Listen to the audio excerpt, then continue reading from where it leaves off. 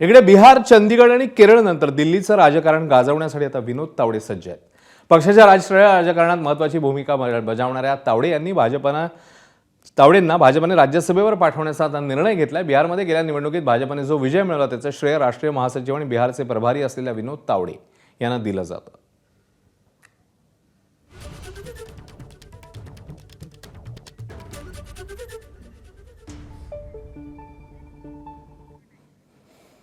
राष्ट्रीय स्तरावर काम करणाऱ्या विनोद तावडेंसंदर्भात अधिक जाणून घेऊ.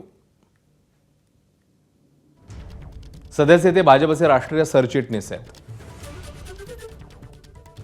केरळ विधानसभेची जबाबदारी त्यांच्यावर आहे. तर गेल्या वर्षीच्या बिहार निवडणुकीतही ते पक्ष प्रभारी होते.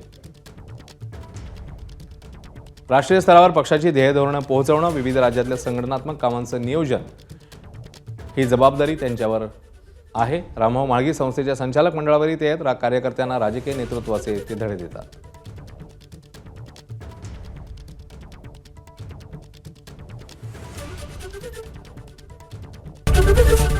एबीपी माझा, उघडा डोळे बघा नीट.